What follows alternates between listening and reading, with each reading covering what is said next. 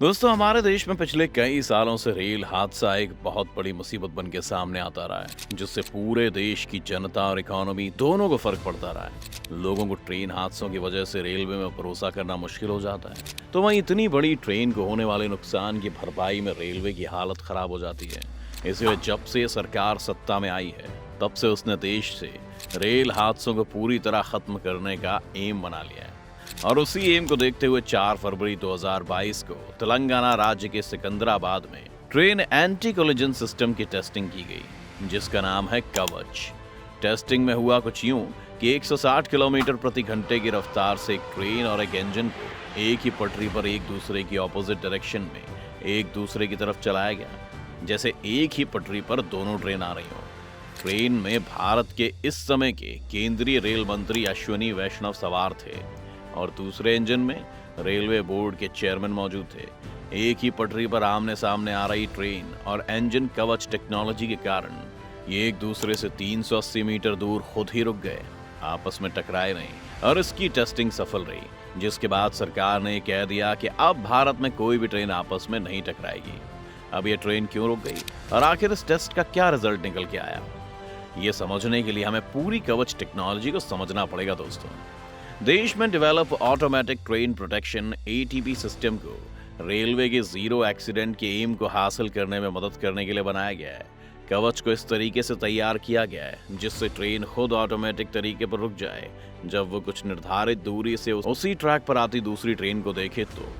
लेकिन यहाँ Indian railway के लिए इस प्रोजेक्ट का सबसे बड़ा हासिल ये है कि ये प्रोजेक्ट भारत में काफी सस्ता पड़ रहा है। ऐसा कहा जा रहा है कि इसको किसी ट्रेन में लगाने के बाद 50 लाख रुपए प्रति किलोमीटर का खर्चा होगा, जबकि दुनिया भर में इस पर करीब 2 करोड़ रुपए प्रति किलोमीटर खर्च किए जाते हैं। सुरक्षा कवच सिस्टम इस तरह से तैयार किया गया है कि अगर एक लोको इंजन दूसरे लोको के सामने आ जाए तो 380 मीटर की दूरी से कवच इंजन को तुरंत रोक देता है। सामने फाटक आने पर कवच ड्राइवर के बिना अपने आप सीटी बजाना शुरू कर देता है। रेलवे ने लूप लाइन क्रॉसिंग को भी टेस्ट किया, जिसमें लूप लाइन को पार करते समय कवच ऑटोमेटिक रूप से इंजन की स्पीड को घटाकर 30 किलोमीटर प्रति घंटे कर देता है। लूप लाइंस क्या होती हैं? अब आपके दिमाग में एक सवाल आ रहा होगा कि लूप लाइंस क्या होता है। तो आपको बता दें कि रेलवे में लूप लाइन का निर्माण इसलिए किया जाता है ताकि स्टेशन पर ज्यादा से ज्यादा ट्रेन को खड़ा किया जा सके। इसके अलावा लूप लाइंस की मदद से ट्रेन के संचालन को आसान किया जाता है।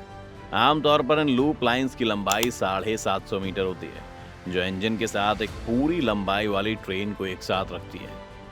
कवच टेक्नोलॉजी रेडियो के जरिए मूवमेंट अथॉरिटी के कंटिन्यूअस अपडेट के सिद्धांत पर काम करती है। जब भी कोई ट्रेन स्टॉप सिग्नल की अनदेखी कर बिना रुके या स्पीड कम किए उस सिग्नल से गुजर जाती है, तो एक खतरे का सिग्नल, जिसे पासिंग अ स्टॉप सिग्नल यानी एसपीएडी कहा जाता है, वो भेजा जाने लगता है।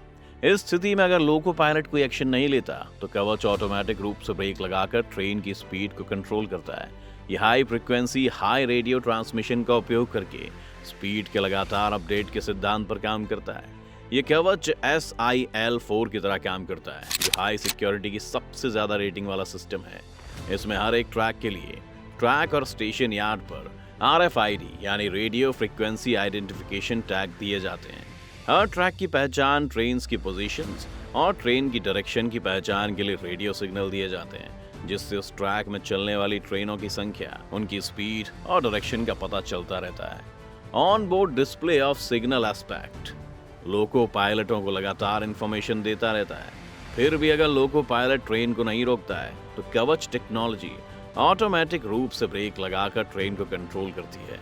यह सिस्टम लोको पायलट को कम दिखाई देने पर भी बोर्ड कंसोल पर सिग्नल की जांच करने में मदद के लिए है। जब एक बार कवच टेक्नोलॉजी सिस्टम सक्रिय हो जाता है तो उसके बाद 5 किलोमीटर के एरिया के अंदर सभी ट्रेनें इसकी निगरानी में आ जाती हैं, जिससे पटरियों पर ट्रेनों को सिक्योरिटी मिल जाती है। यह सिस्टम सैटेलाइट के जरिए रेडियो कम्युनिकेशन की मदद से लोकोमोटिव और स्टेशंस को आपस में कांटेक्ट करता है। इस कवच सिस्टम के बेसिक कंपोनेंट्स की बात करें तो इसमें कुल 4 बेसिक कंपोनेंट्स मौजूद हैं। TCAS यानी ट्रेन कोलाइजन अवॉइडेंस सिस्टम। ये इंस्ट्रूमेंट मौजूदा सिग्नल इंटरलॉकिंग के साथ इंटरफेस करने के लिए एक इलेक्ट्रॉनिक इंटरफेस है। लोको TCAS इक्विपमेंट ये इंस्ट्रूमेंट ऑन बोर्ड है जो लोको पायलट के साथ भी इंटरफेस करता है। On track RFID tags. Station TCAS और लोको TCAS के बीच अल्ट्रा हाई फ्रीक्वेंसी को चैनलाइज करने के लिए UFH। इन बेसिक कंपोनेंट में TCAS के बारे में आपको समझ आ ही गया होगा, जिसका काम ट्रेन को रोकने का होता है। लेकिन अगर बात करें RFID यानी रेडियो फ्रीक्वेंसी आइडेंटिफिकेशन की, तो टैग ट्रैक और स्टेशन यार्ड पर दिए जाते हैं। इनका इस्तेमाल ट्रैक, ट्रेन की लोकेशन और ट्रेन की दिशा को पहचानने में किया जाता है। On board display of signal aspect visibility के कम होने पर भी बोर्ड कंसोल्स पर सिग्नल को चेक करने में भी मदद करता है। क्या है सरकार का प्लान? बेसिकली सरकार इस तकनीक की वजह से देश में जीरो एक्सीडेंट को अचीव करना चाह रही है, क्योंकि भारत में रेल हादसों का एक भयंकर इतिहास रहा है। अगर इतिहास के आंकड़े लेकर आए तो रेलवे की रिपोर्ट के मुताबिक 1960 से 61 में देश में कुल 2131 ट्रेन हादसे हुए थे। 1970 से 71 में घटकर 840 पर आ गया। 1980-81 में आंकड़ा बढ़कर 1013 पर पहुंच गया और 1990-91 में करीब आधा 532 पर पहुंच गया। 2010-11 में 141 रेल हादसे हुए थे। इस तरह हर 10 साल की रिपोर्ट के आधार पर आप देख सकते हैं कि देश में रेल हादसों को लेकर स्थिति कितनी खराब रही है। इन्हीं सबको देखते हुए सरकार ने रेलवे को और सिक्योर और लोगों के करीब ले जाने के लिए इस तकनीक को इस्तेमाल में लाने की शुरुआत की है।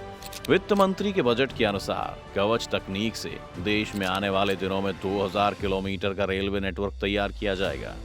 यात्रियों की सुविधा और सुरक्षा की दृष्टि से ये तकनीक काफी कारगर साबित हो सकती है।